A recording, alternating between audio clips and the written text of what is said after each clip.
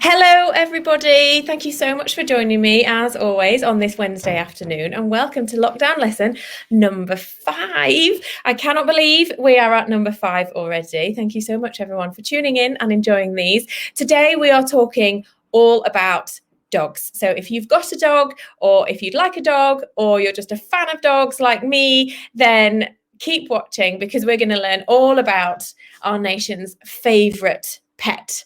As always, if your parent or guardian says it's okay, please comment and say hello, and I will give a shout out to as many of you as I possibly can. If you've got any questions, type them in the comments box as well. And if you've got a dog and you'd like to share a picture of them and you have permission, then go right ahead, and because we would all love to see pictures of your dogs, I am absolutely certain. And if you've got any friends that you think might like this, please tag them. Don't forget to share it. And if you know anybody who hasn't got Facebook but who would like to watch this, then this will be uploaded onto my YouTube channel and also onto Instagram TV after this is over. Right, so let's go. Let's learn all about dogs. So I'm just going to share my screen. Oh, but first of all, we have had some hellos. So hi, Grace and Ollie. You need tips for your sausage dog. Oh, I love a Daxi. Hello, Caitlin. Thanks for tuning in again. Lexi, Lily, and Luna, and the dog Callie say hi. So that's fabulous. Ruby with her dogs Miko, Splodge, and Arrow. Wow, you've got 3 dogs. That's amazing. And Anya.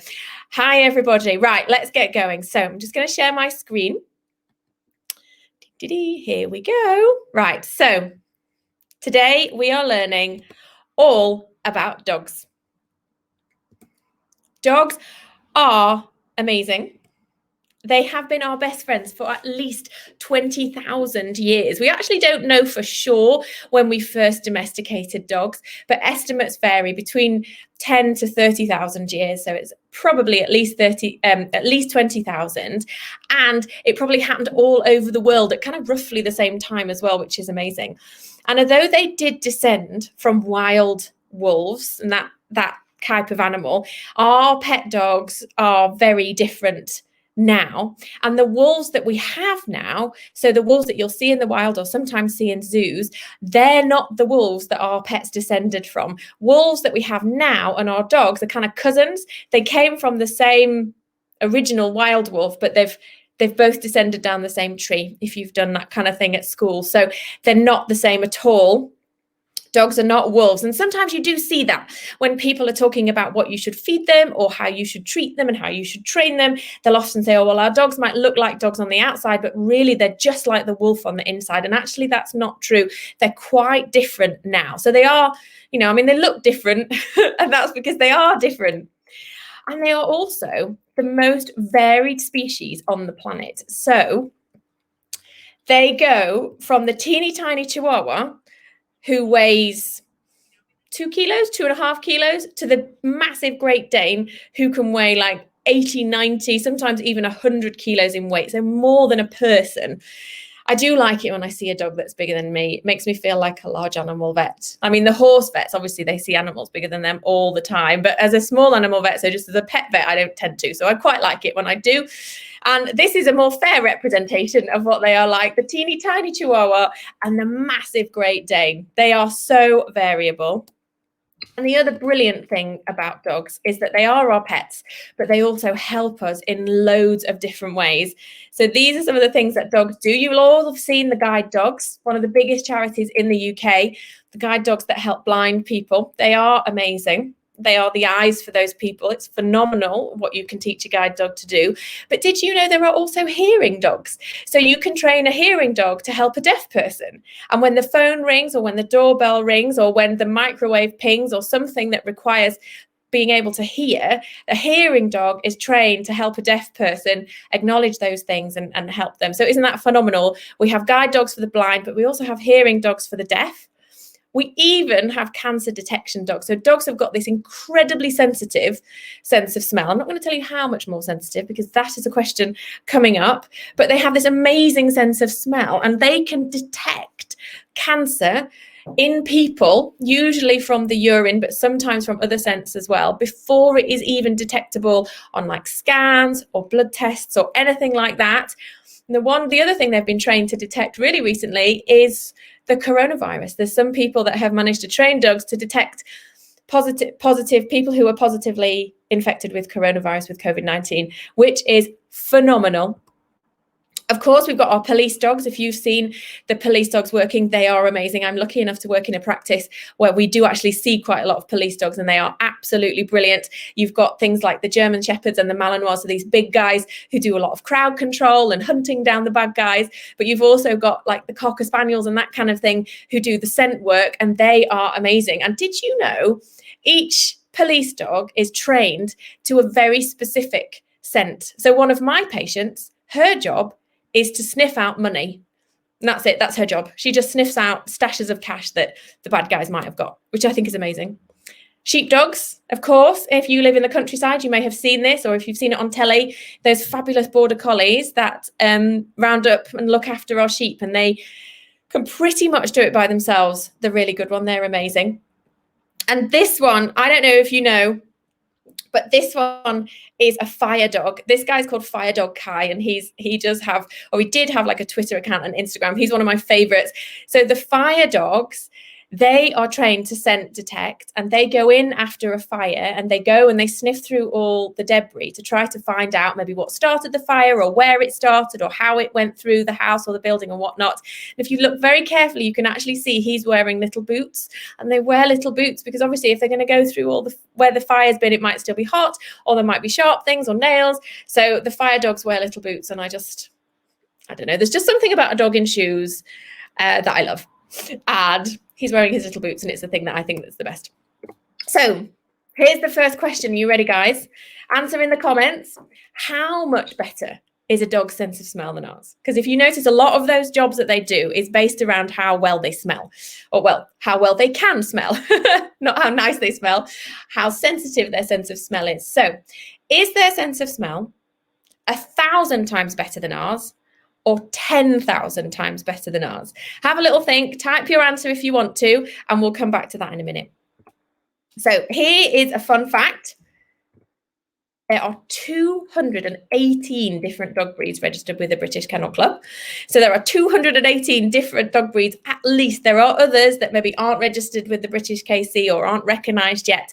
But isn't that phenomenal? That's how varied our dogs are. There are 218 very distinct registered breeds, and that obviously doesn't include all the things like the cockapoos and all of those sort of new designer crosses and that kind of thing. Our dogs are really crazy variable, and they go from the breeds that you will have known and seen and love, like things like this Labrador here, one of my favorite breeds, the Cavalier King Charles Spaniel, brilliant family dog. Some of you guys may have got one of those at home, to the more weird and wonderful ones like this dude. He is called a Hungarian Poolie. But I love them because they basically are mops. They are just a dog pretending to be a mop. I love it. And they come in black, and they also come in white. And this dude is called a Basenji. Again, not a very common breed of dog. And the special thing about the Basenjis is that they cannot bark. So if you want a dog and you want a quiet dog, get a Basenji, because Basenjis actually can't bark. Right, who else is watching? Let's have a little look. I've got my phone here because once the presentation starts to run, I can't actually see your comments on the computer, so I have to look on my phone. So, oh, Freya, you're back. Thanks for joining in. Caitlin has a dog called Bob. I'd expect nothing less. Bob the dog, love it. Emily has a dog called Jura. Lovely. Isabel and Anna have tuned in again. You guys gave me some amazing pictures for the rabbits. If you guys have got dogs as well, that's phenomenal. Leo, the dog, and his owner, Ruby. Who else? Katie. Katie, you've got 2 dogs. They must keep you busy. Rosie's tuned in. Oh, Wendy. Hi, guys. And they're on the waiting list for an autism support dog. So that's another way that the dogs help us. So children with autism who maybe find the world a bit overwhelming and a bit difficult to deal with, there's actually autism dogs that are basically trained to be best friends, to help anxious and children who struggle with the world. And the autism dogs are just phenomenal because they basically take the person they put their hand in their paw, and off they go, and they say, don't worry, the world isn't a scary place, and I'll take you around. Isn't that fantastic? The autism dogs are amazing. My auntie's dogs could get her a bottle of wine. Fabulous. Fabulous. I'm sure there's quite a few mummies now who are thinking, I wonder if I can train our dog to get us some wine. Hi, Ellis. I know you've got lots of dogs. Oh, there's some guesses coming in. Great. Christian. And hi, Christian. Great. I think that's all of it. Oh, and Sophia as well. Right. Thanks, everybody. Let's keep going. So there are 218 different dogs, and they go from the ones we've all heard of, like the Labrador, to the more weird and wonderful, like the Puli and the Basenji. But every breed has been bred for a very specific purpose. And those personality traits that are bred into the breed, it's really important that we know what they are. So when we're choosing a breed to own, or if we already have a dog breed, if you understand why that dog breed exists, what job they were originally bred to do, it really helps us understand them, and also make sure that how we look after them and how we treat them is suitable. Because a lot of the times when people get into trouble or find that the dog doesn't suit them, or the dog is misbehaving, or maybe the dog's got some personality issues, it's often because actually it just stems from the fact that we don't understand where they're coming from in the first place. Those traits that have been bred in, sometimes over hundreds of years. For example, the husky. So huskies are beautiful dogs, big and hairy and fluffy. Same with the Alaskan Malamutes, and really, really popular as a breed. But they were bred to pull sleds across snowy landscapes for hours and hours and days on end. Did you know that your ordinary husky who just doesn't pull a sled, but just he's just an ordinary dog, is still naturally fitter than an Olympic athlete? The amount of fitness they have naturally is just phenomenal. So our athletes who win gold medals and who train literally every day still aren't as fit as a husky who runs in the park. I think that's amazing. So if you've got a dog like that, you have to realize that they're going to need lots of exercise and lots of stimulation, because they are the athletes of the dog world. Or another common breed, the Schnauzer. I bet loads of you have got Schnauzers at home. They are fabulous little dogs, full of personality, really busy little bees, but they do an awful lot of this. They love their voices, the Schnauzers do. And that's because they were originally bred to be farm dogs in Germany, and they were ratters, so they would go and hunt like rats and other vermin. They were guard dogs, so they're small, but they can be fierce. And they were also sometimes used for herding as well. So they might be little and they might be cute, but they are absolutely buzzing with personality and energy and big voices in little dogs, which is great, but it's really important we understand that. And that means that give them all that energy and that exercise and stimulation that they need.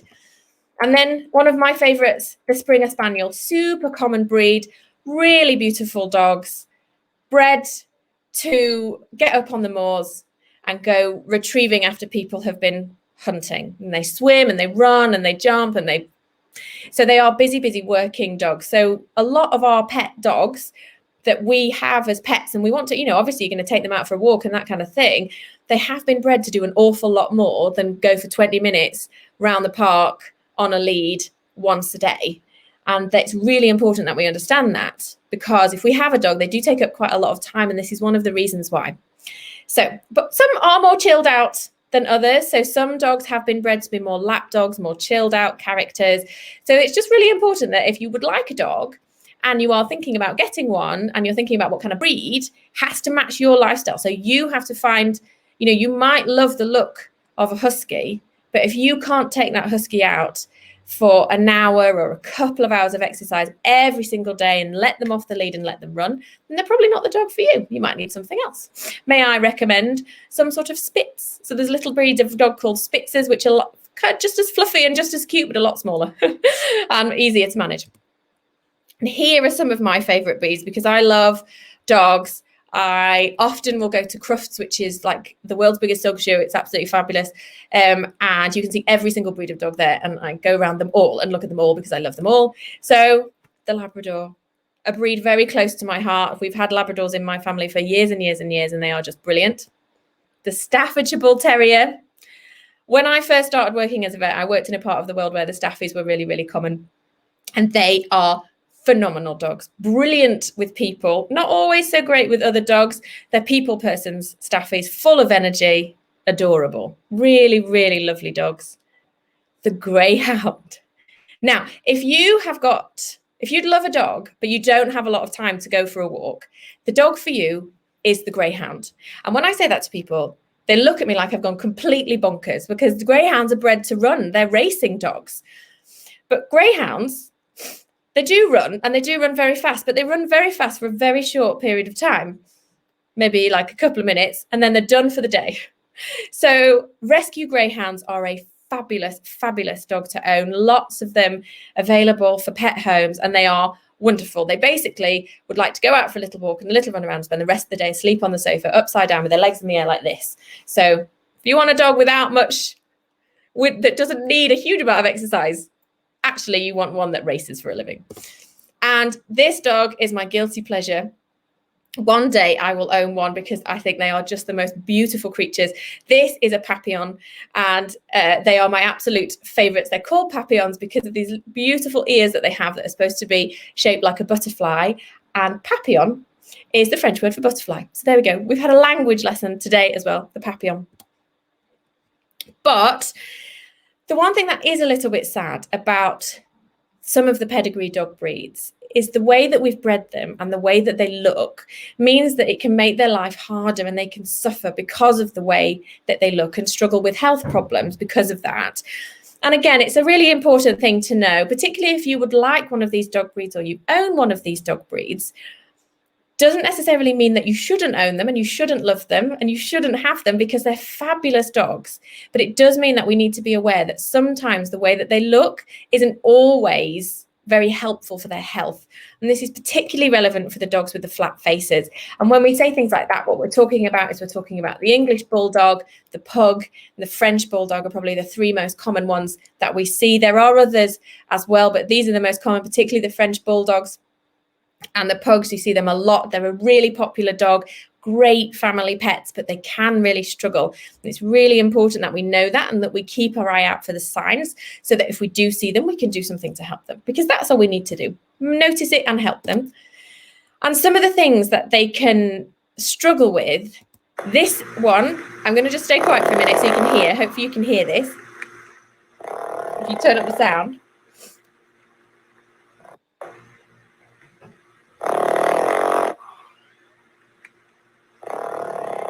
So you can hear him snoring, yeah? So these dogs snore loads.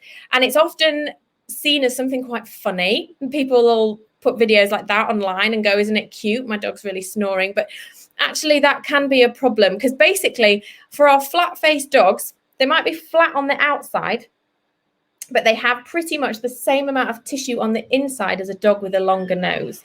And what that means is that there's often not a lot of space inside their mouths to breathe.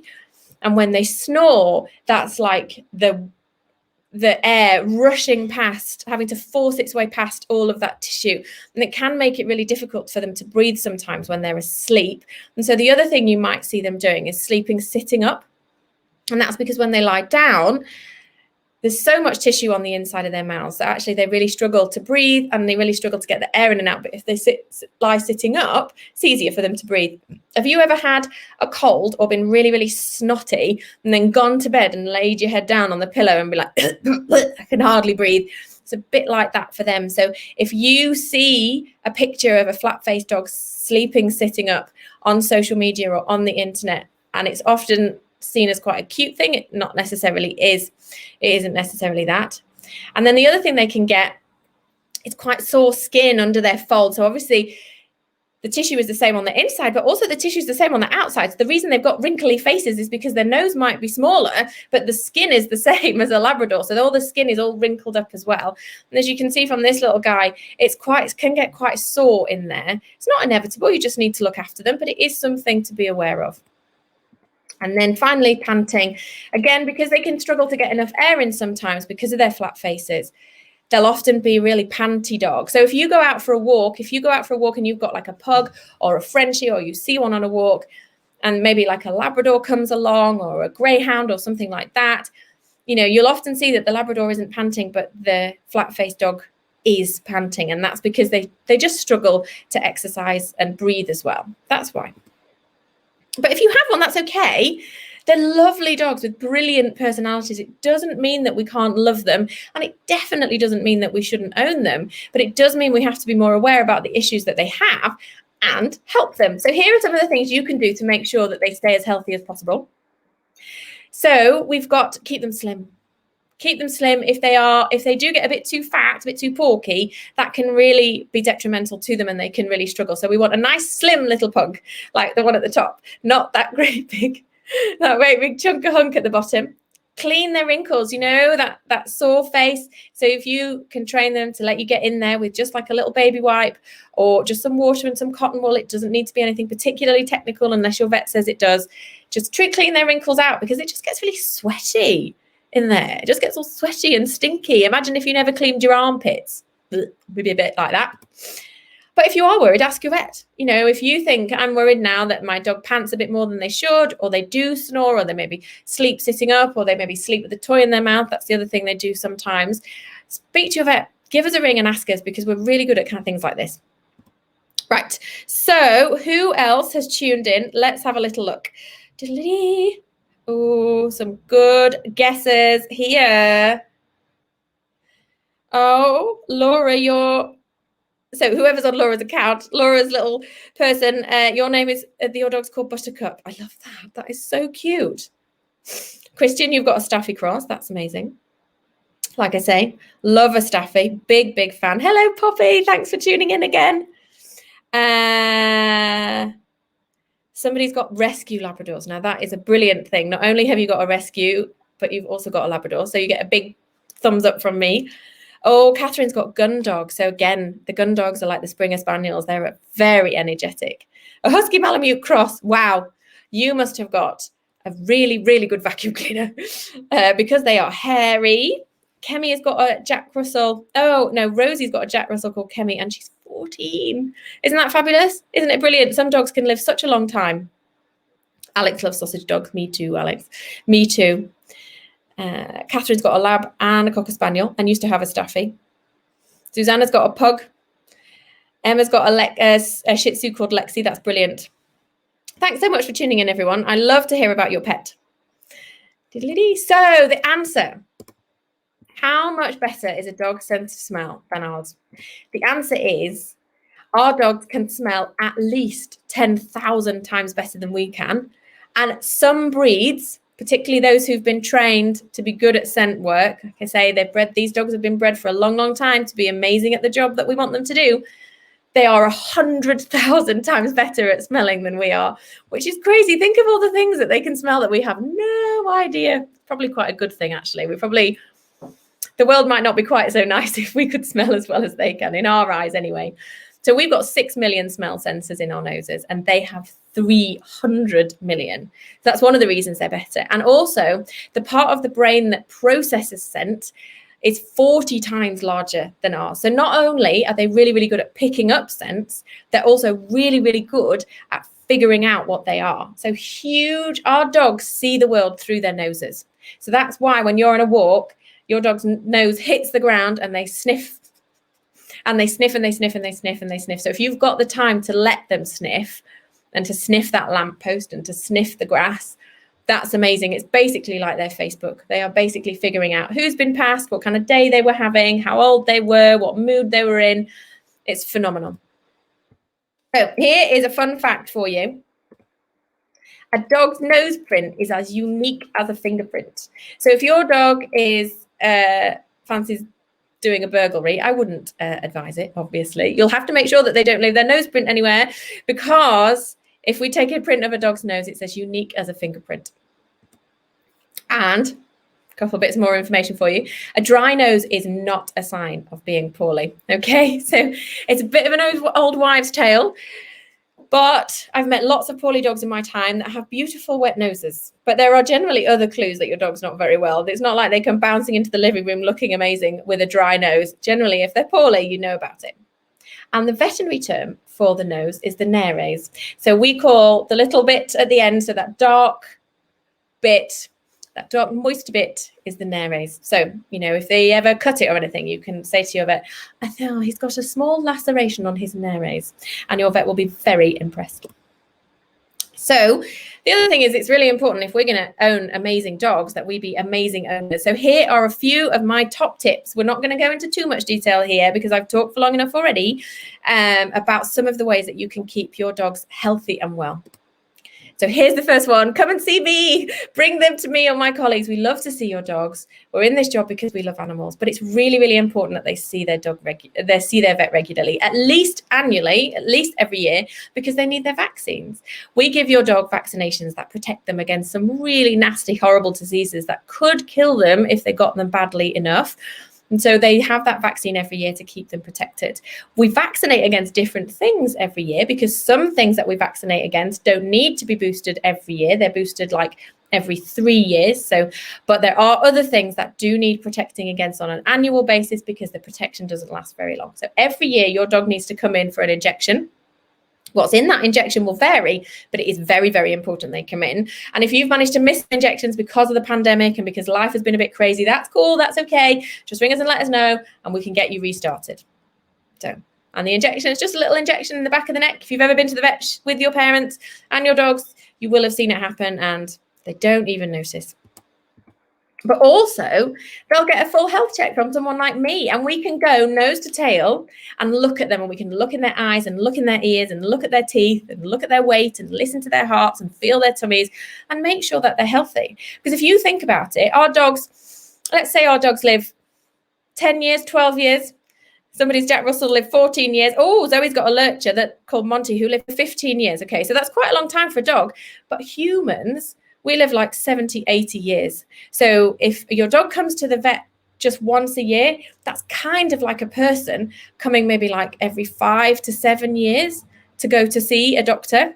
And in between times, maybe not, if they feel poorly, but they can't tell anybody about it, suffering with something that could be fixed. So it is really, really important because although a year doesn't seem like very long sometimes, for your dog's life, it is quite a long time. And also you can ask us questions. That annual vaccination appointment is a brilliant time to ask your vet questions that you might have about their health, about their food, about, well, anything really. I'm always happy for a chat. And also we can show you how to do things. So maybe you'd like to learn how to clean their ears or clip their nails or brush their teeth or do something like that. Ask us. We're very happy to show you how to look after your animals because it's so important. Here we go. Keep your dog slim and fit. It is really important that your dog stays a healthy weight. Being overweight is as unhealthy for a dog as it is for us as people.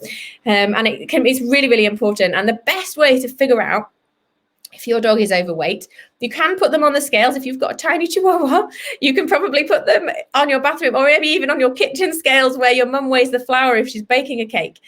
But actually, it's better to body condition score them. And what that is putting your hands on them and figuring out what their body shape is. Because it's okay to put a figure on their figure and say, well, Fluffy weighs 30 kilos, which is average for a Labrador.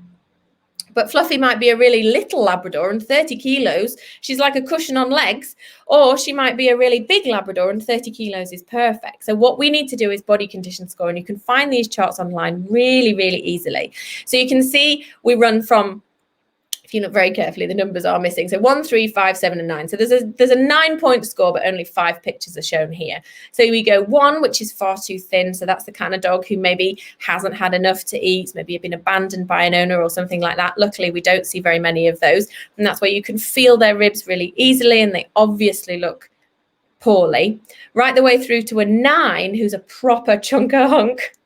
And you can see there's no waist. They're kind of flat. They're just flat all over. They're flat along their backs. You could have your dinner off the back of that. You could stick a plate and a knife and fork. And if the dog stayed still, you could eat a meal.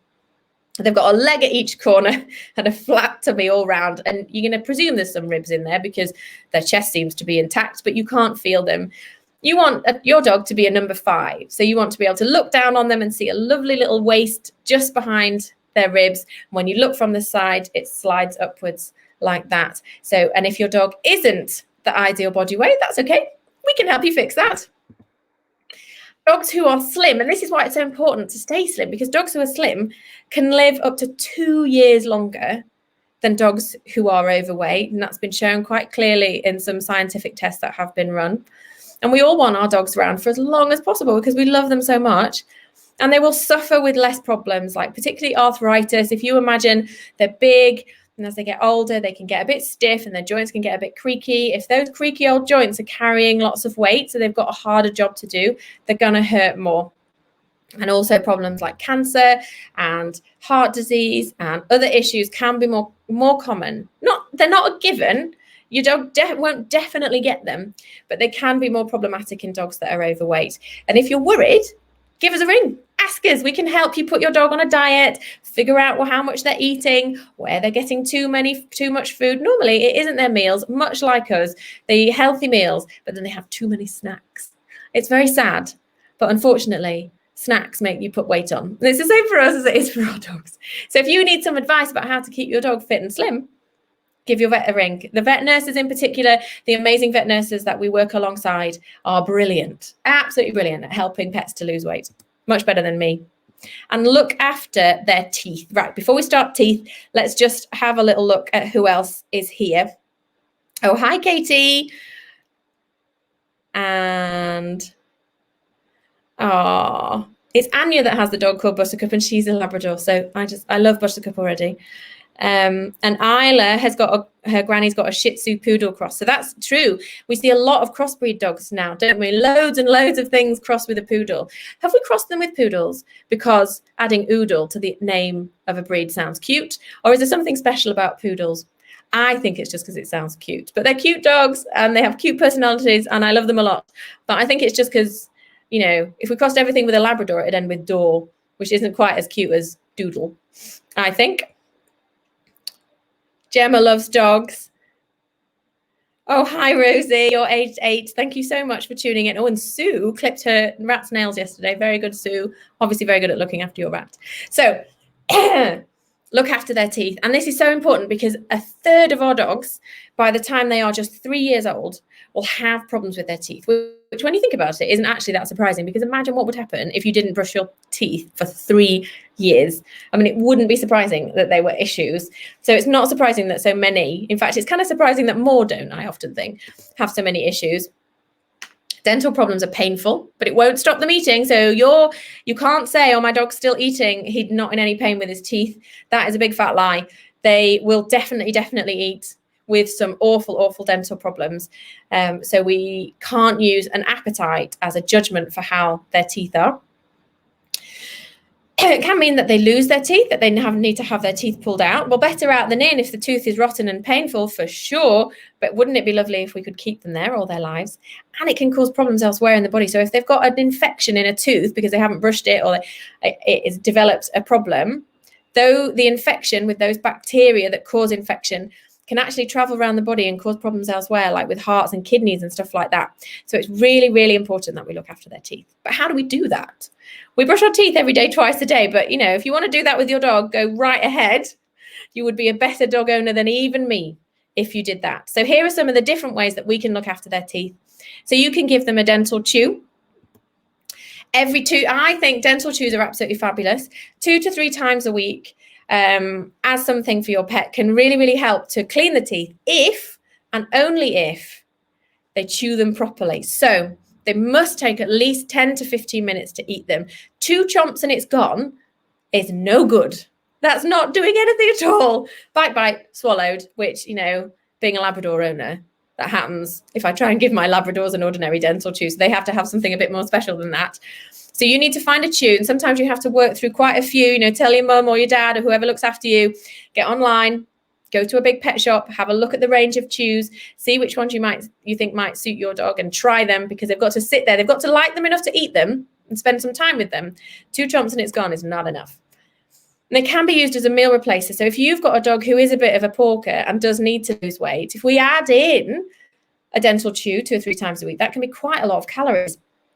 So my top tip is if you've got a dog like that, like me with my Labradors, just replace them as a meal. So instead of giving them their tea and tea disappearing in 5 seconds as they hoover up all the biscuits, give them a dental stick as well.